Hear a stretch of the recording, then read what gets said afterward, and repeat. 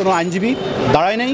হিন্দু মুসলিমের দাঙ্গা বাঁধিয়ে রাষ্ট্রকে অস্থিতিশীল করার জন্য কোনো পরিকল্পনা রয়েছে কিনা সেই বিষয়ে তদন্তকারী কর্মকর্তা খতিয়ে দেখবে। তারা জানেন গতকাল সারা দেশে যে আলোচিত একটা ঘটনা ঘটেছে, খুবই মর্মান্তিক এবং দুঃখজনক ধর্মাবলম্বী মুসলিমদের জন্য, যেটা এই আসামি অপূর্ব পাল।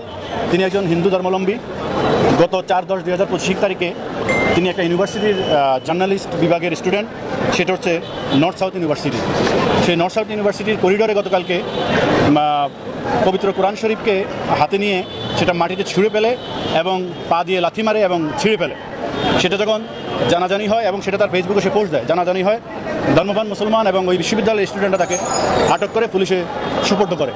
আইনশৃঙ্খলা বাহিনী ঘটনাস্থলে উপস্থিত হয়ে তাকে সেখানকার পরিস্থিতি নিয়ন্ত্রণে আনে এবং তাকে পুলিশ হেফাজতে নেয়।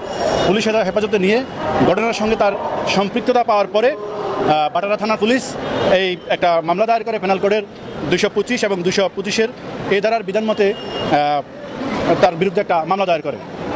তদন্তকারী কর্মকর্তা তাকে আজকে বিজ্ঞ আদালতে হাজির করে এবং বিজ্ঞ আদালতে হাজির করার পর আমরা রাষ্ট্রপক্ষে বিজ্ঞ আদালতকে মামলার ঘটনা সম্পর্কে অবহিত করার পর করি। কিন্তু অত্যন্ত সুখকর বিষয় হচ্ছে এই আসামির পক্ষে আজকে কোনো আইনজীবী দাঁড়ায় নেই, কোনো আইনজীবী তার জামিন মুভ করে নাই। আমরা বিজ্ঞ আদালতকে অবহিত করেছি। আমরা যেহেতু আসামি গতকালকে ফিজিক্যাল অ্যাসল্টের শিকার হয়েছেন অন্য সাধারণ ছাত্র জনতার আঘাতে, সে সুস্থ হোক, সুস্থ হওয়ার পরে আমরা তাকে রিমান্ডে নিয়ে জিজ্ঞাসাবাদ করব। কেন এই আসামিকে রিমান্ডে নিব? কারণ আপনারা জানেন সবে মাত্র হিন্দু ধর্মাবলম্বীদের পূজা শেষ হয়েছে, সবচেয়ে বড় যে পূজা, সেই পূজা শেষ হয়েছে এবং বাংলাদেশে সরকার বর্তমান নির্বাচনমুখী।